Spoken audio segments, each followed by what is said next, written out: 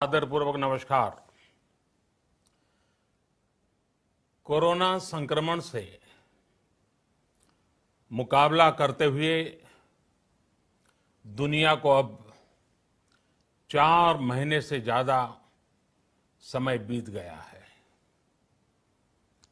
इस दौरान तमाम देशों के 42 लाख से ज्यादा लोग कोरोना से संक्रमित हुए हैं। 2.25 लाख से ज्यादा लोगों की दुखद मृत्यु हुई है। भारत में भी अनेक परिवारों ने अपने स्वजन खोए हैं। मैं सभी के प्रति अपनी संवेदना व्यक्त करता हूं। साथियों, एक वायरस ने दुनिया को तहस नहस कर दिया है। विश्व भर में करोड़ों जिंदगियों संकट का सामना कर रही है। सारी दुनिया जिंदगी बचाने में एक प्रकार से जंग में जुटी है। हमने ऐसा संकट न देखा है, न ही सुना है। निश्चित तौर पर मानव जाति के लिए ये सब कुछ अकल्पनीय है। ये क्राइसिस अभूतपूर्व है। लेकिन थकना, हारना, टूटना, बिखरना मानव को मंजूर नहीं है। सतर्क रहते हुए ऐसी जंग के सभी नियमों का पालन करते हुए अब हमें बचना भी है और आगे बढ़ना भी है। आज जब दुनिया संकट में है, तब हमें अपना संकल्प और मजबूत करना होगा। हमारा संकल्प इस संकट से भी विराट होगा। साथियों, हम पिछली शताब्दी से ही लगातार सुनते आए हैं कि 21वीं सदी हिंदुस्तान की है। हमें कोरोना से पहले की दुनिया को, वैश्विक व्यवस्थाओं को विस्तार से देखने समझने का मौका मिला है। कोरोना संकट के बाद भी दुनिया में जो स्थितियां बन रही हैं, उसे भी हम निरंतर देख रहे हैं। जब हम दोनों कालखंडों को भारत के नजरिए से देखते हैं, तो लगता है कि 21वीं सदी भारत की हो, ये हमारा सपना ही नहीं, ये हम सभी की जिम्मेदारी भी है। लेकिन इसका मार्ग क्या हो? विश्व की आज की स्थिति हमें सिखाती है कि इसका मार्ग एक ही है, आत्मनिर्भर भारत।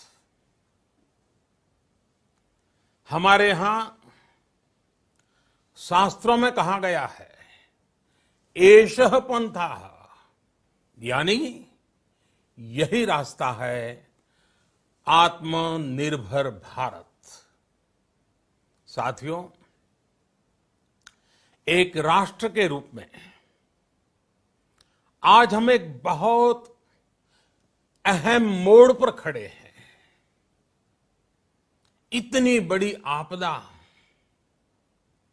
भारत के लिए एक संकेत लेकर आई है, एक संदेश लेकर आई है, एक अवसर लेकर आई है। मैं एक उदाहरण के साथ अपनी बात बताने का प्रयास करता हूं। जब कोरोना संकट शुरू हुआ तब भारत में एक भी पीपीई किट नहीं बनती थी। N95 मास्क का भारत में नाम मात्र उत्पादन होता था। आज स्थिति ये है कि भारत में ही हर रोज 2 लाख पीपीई और 2 लाख N95 मास्क बनाए जा रहे हैं। ये हम इसलिए कर पाए क्योंकि भारत ने आपदा को अवसर में बदल दिया। आपदा को अवसर में बदलने की भारत की ये दृष्टि आत्मनिर्भर भारत के हमारे संकल्प के लिए उतनी ही प्रभावी सिद्ध होने वाली है। साथियों, आज विश्व में आत्मनिर्भर शब्द के मायने पूरी तरह बदल गए हैं। ग्लोबल वर्ल्ड में आत्मनिर्भरता की डेफिनेशन बदल रही है। अर्थ केंद्रित वैश्वीकरण बनाम मानव केंद्रित वैश्वीकरण की चर्चा आज जोरों पर है। विश्व के सामने भारत का मूलभूत चिंतन आशा की किरण नजर आता है। भारत की संस्कृति, भारत के संस्कार उस आत्मनिर्भरता की बात करते हैं जिसकी आत्मा वसुधैव कुटुंबकम है। विश्व एक परिवार। भारत जब आत्मनिर्भरता की बात करता है तो आत्म केंद्रित व्यवस्था की वकालत नहीं करता है। भारत की आत्मनिर्भरता में संसार के सुख, सहयोग और शांति की चिंता होती है। जो संस्कृति जय जगत में विश्वास रखती हो,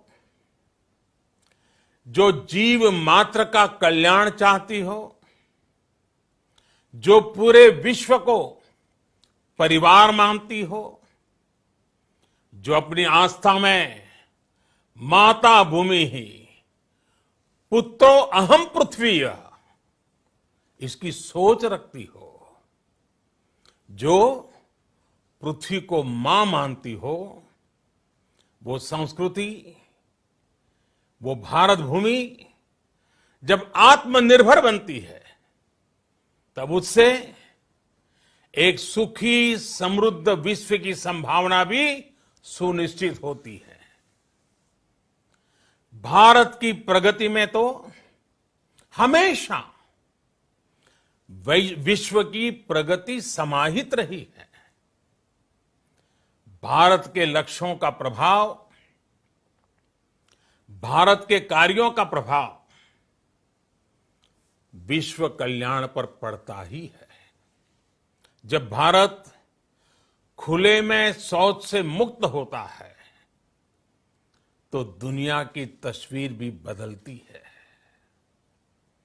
टीबी हो, कुपोषण हो, पोलियो हो, भारत के अभियानों का असर दुनिया पर पड़ता ही है। International solar alliance global warming के खिलाफ भारत की दुनिया को सौगात है। इंटरनेशनल योगा दिवस की पहल मानव जीवन को तनाव से मुक्ति दिलाने के लिए भारत का उपहार है। जिंदगी और मौत की लड़ाई लड़ रही दुनिया में आज भारत की दवाइयां एक नई आशा लेकर पहुंचती है। इन कदमों से दुनिया भर में भारत की भूरी भूरी प्रशंसा होती है। तो स्वाभाविक है, हर भारतीय गर्व करता है। दुनिया को विश्वास होने लगा है कि भारत बहुत अच्छा कर सकता है, मानव जाति के कल्याण के लिए बहुत कुछ अच्छा दे सकता है। सवाल यह है कि आखिर कैसे? इस सवाल का भी उत्तर है 130 करोड़ देशवासियों का आत्मनिर्भर भारत का संकल्प। साथियों, हमारा सदियों का गौरवपूर्ण इतिहास रहा है। भारत जब समृद्ध था, सोने की चिड़िया कहा जाता था, संपन्न था, तब सदा विश्व के कल्याण की राह पर ही चला। वक्त बदल गया, देश गुलामी की जंजीरों में जकड़ गया। हम विकास के लिए तरसते रहे। आज फिर भारत विकास की ओर सफलतापूर्वक कदम बढ़ा रहा है। तब भी विश्व कल्याण की राह पर अटल है। याद करिए, इस शताब्दी की शुरुआत के समय Y2K संकट आया था। भारत के टेक्नोलॉजी एक्सपर्ट्स ने दुनिया को उस संकट से निकाला था। आज हमारे पास साधन है, हमारे पास सामर्थ्य है, हमारे पास दुनिया की सबसे बेहतरीन टैलेंट है। हम बेस्ट प्रोडक्ट्स बनाएंगे, अपनी क्वालिटी और बेहतर करेंगे, सप्लाई चेन को और आधुनिक बनाएंगे। ये हम कर सकते हैं और हम जरूर करेंगे। साथियों, मैंने अपनी आंखों के सामने कच्छ भूकंप के वो दिन देखे हैं। हर तरफ सिर्फ मलबा ही मलबा, सब कुछ ध्वस्त हो गया था। ऐसा लगता था मानो कच्छ मौत की चादर ओढ़कर सो गया हो। उस परिस्थिति में कोई सोच भी नहीं सकता था कि कभी हालत बदल पाएंगे। लेकिन देखते ही देखते कच्छ उठ खड़ा हुआ, कच्छ चल पड़ा, कच्छ बढ़ चला। यही हम भारतीयों की संकल्प शक्ति है। हम ठान लें तो कोई लक्ष्य असंभव नहीं, कोई राह मुश्किल नहीं। और आज तो चाह भी है, राह भी है। ये है भारत को आत्मनिर्भर बनाना। भारत की संकल्प शक्ति ऐसी है कि भारत आत्मनिर्भर बन सकता है, साथियों, आत्मनिर्भर भारत की ये भव्य इमारत 5 पिलर्स पर खड़ी होगी। पहला पिलर इकोनॉमी। एक ऐसी इकोनॉमी जो इंक्रीमेंटल चेंज नहीं बल्कि क्वांटम जंप लाए। दूसरा पिलर इंफ्रास्ट्रक्चर। एक ऐसा इंफ्रास्ट्रक्चर जो आधुनिक भारत की पहचान बने। तीसरा पिलर हमारी सिस्टम। एक ऐसा सिस्टम जो बीती शताब्दी की रीति नीति नहीं बल्कि 21वीं सदी के सपनों को साकार करने वाली टेक्नोलॉजी ड्रिवन व्यवस्थाओं पर आधारित हो। चौथा पिलर हमारी डेमोग्राफी। दुनिया की सबसे बड़ी डेमोक्रेसी में हमारी वाइब्रेंट डेमोग्राफी हमारी ताकत है। आत्मनिर्भर भारत के लिए हमारी ऊर्जा का स्रोत है। पांचवा पिलर डिमांड। हमारी अर्थव्यवस्था में डिमांड और सप्लाई चेन का जो चक्र है, जो ताकत है, उसे पूरी क्षमता से इस्तेमाल किए जाने की जरूरत है। देश में डिमांड बढ़ाने के लिए, डिमांड को पूरा करने के लिए हमारी सप्लाई चेन के हर स्टेक होल्डर का सशक्त होना जरूरी है।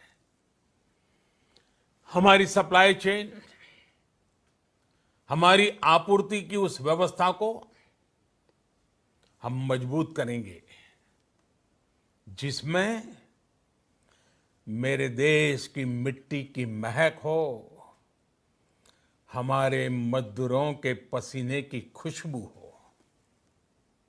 साथियों, कोरोना संकट का सामना करते हुए नए संकल्प के साथ मैं आज एक विशेष आर्थिक पैकेज की घोषणा कर रहा हूं। ये आर्थिक पैकेज आत्मनिर्भर भारत अभियान, आत्मनिर्भर भारत अभियान की अहम कड़ी के तौर पर काम करेगा। साथियों, हाल में सरकार ने कोरोना संकट से जुड़ी जो आर्थिक घोषणाएं की थी, जो रिजर्व बैंक के फैसले थे और आज जिस आर्थिक पैकेज का ऐलान हो रहा है, उसे जोड़ दें तो ये करीब करीब 20 लाख करोड़ रुपए का है। 20 लाख करोड़ रुपए का है। ये पैकेज भारत की जीडीपी का करीब करीब 10% है। इन सबके जरिए देश के विभिन्न वर्गों को आर्थिक व्यवस्था की कड़ियों को 20 लाख करोड़ रुपए का संबल मिलेगा, सपोर्ट मिलेगा।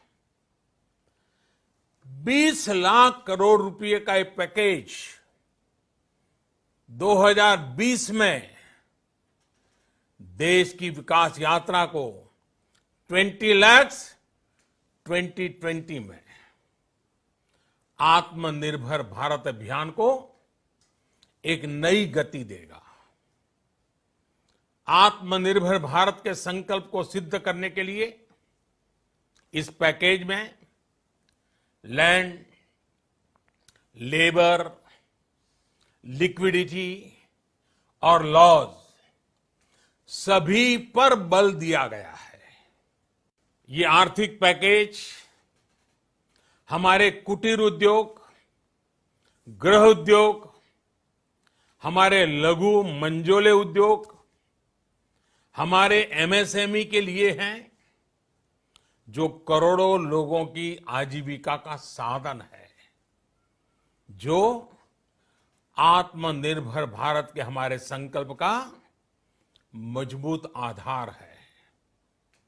ये आर्थिक पैकेज देश के उस श्रमिक के लिए हैं, देश के उस किसान के लिए हैं, जो हर स्थिति, हर मौसम में देशवासियों के लिए दिन रात परिश्रम कर रहा है। ये आर्थिक पैकेज हमारे देश के मध्यम वर्ग के लिए है, जो ईमानदारी से टैक्स देता है, देश के विकास में अपना योगदान देता है। ये आर्थिक पैकेज भारतीय उद्योग जगत के लिए है, जो भारत के आर्थिक सामर्थ्य को बुलंदी देने के लिए संकल्पित है। कल से शुरू करके आने वाले कुछ दिनों तक वित्त मंत्री जी द्वारा आपको आत्मनिर्भर भारत अभियान से प्रेरित इस आर्थिक पैकेज की विस्तार से जानकारी दी जाएगी। साथियों, आत्मनिर्भर भारत बनाने के लिए बोल्ड रिफॉर्म्स की प्रतिबद्धता के साथ अब देश का आगे बढ़ना अनिवार्य है। आपने भी अनुभव किया है कि बीते 6 वर्षों में जो रिफॉर्म्स हुए, उनके कारण आज संकट के इस समय भारत की व्यवस्थाएं अधिक सक्षम, अधिक समर्थ नजर आई है। वरना कौन सोच सकता था कि भारत सरकार जो पैसे भेजेगी वो पूरा का पूरा गरीब की जेब में, किसान की जेब में पहुंच पाएगा। लेकिन ये हुआ, वो भी तब हुआ जब तमाम सरकारी दफ्तर बंद थे, ट्रांसपोर्ट के साधन बंद थे, जनधन, आधार, मोबाइल, जेम की त्रिशक्ति से जुड़ा सिर्फ एक रिफॉर्म था, जिसका असर हमने अभी देखा। अब रिफॉर्म्स के उस दायरे को व्यापक करना है, नई ऊंचाई देनी है। ये रिफॉर्म्स खेती से जुड़ी पूरी सप्लाई चेन में होंगे, ताकि किसान भी सशक्त हो और भविष्य में कोरोना जैसी किसी दूसरे संकट में कृषि पर कम से कम असर हो। ये रिफॉर्म्स रेशनल टैक्स सिस्टम, सरल और स्पष्ट नियम कानून, उत्तम इंफ्रास्ट्रक्चर, समर्थ और सक्षम ह्यूमन रिसोर्सेज और मजबूत फाइनेंशियल सिस्टम के निर्माण के लिए होंगे। ये रिफॉर्म्स बिजनेस को प्रोत्साहित करेंगे, निवेश को आकर्षित करेंगे और मेक इन इंडिया के हमारे संकल्प को सशक्त करेंगे। साथियों, आत्मनिर्भरता, आत्मबल और आत्मविश्वास से ही संभव है। आत्मनिर्भरता ग्लोबल सप्लाई चेन में कड़ी स्पर्धा के लिए भी देश को तैयार करती है और आज ये समय की मांग है कि भारत हर स्पर्धा में जीते, ग्लोबल सप्लाई चेन में बड़ी भूमिका निभाए। इसे समझते हुए आर्थिक पैकेज में अनेक प्रावधान किए गए हैं। इससे हमारे सभी सेक्टर्स की एफिशिएंसी बढ़ेगी और क्वालिटी भी सुनिश्चित होगी। साथियों, ये संकट इतना बड़ा है कि बड़ी से बड़ी व्यवस्थाएं हिल गई हैं। लेकिन इन्हीं परिस्थितियों में हमने, देश ने हमारे गरीब भाई बहनों की संघर्ष शक्ति, उनकी संयम शक्ति का भी दर्शन किया है। खासकर हमारे जो रेहड़ी वाले भाई बहन हैं, ठेला लगाने वाले हैं, पटरी पर सामान बेचने वाले हैं, जो हमारे श्रमिक साथी हैं, जो घरों में काम करने वाले भाई बहन हैं, उन्होंने इस दौरान बहुत कष्ट झेले हैं, तपस्या की है, त्याग किया है। ऐसा कौन होगा जिसने उनकी अनुपस्थिति को महसूस नहीं किया? अब हमारा कर्तव्य है उन्हें ताकतवर बनाने का, उनके आर्थिक हितों के लिए कुछ बड़े कदम उठाने का। इसे ध्यान में रखते हुए गरीब हो, श्रमिक हो, प्रवासी मजदूर हो, पशुपालक हो, हमारे मछुआरे साथी हो, संगठित क्षेत्र से हो या असंगठित क्षेत्र से, हर तबके के लिए आर्थिक पैकेज में कुछ महत्वपूर्ण फैसलों का ऐलान किया जाएगा। साथियों, कोरोना संकट ने हमें local manufacturing, local market, local supply chain, इसका भी महत्व बराबर समझा दिया है।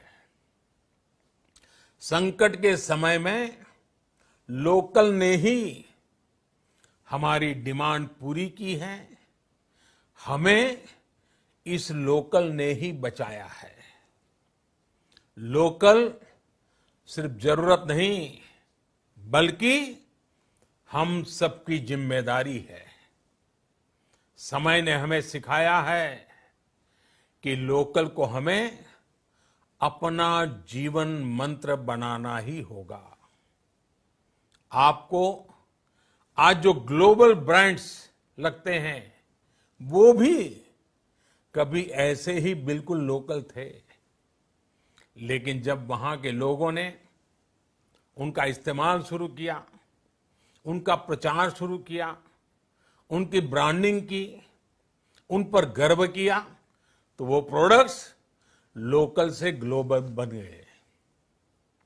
वो प्रोडक्ट्स लोकल से ग्लोबल बन गए। इसलिए आज से हर भारतवासी को अपने लोकल के लिए वोकल बनना है। लोकल के लिए वोकल बनना है।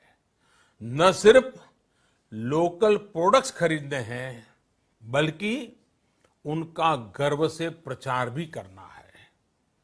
मुझे पूरा विश्वास है कि हमारा देश ऐसा कर सकता है। आपके प्रयासों ने तो हर बार आपके प्रति मेरी श्रद्धा को और बढ़ाया है।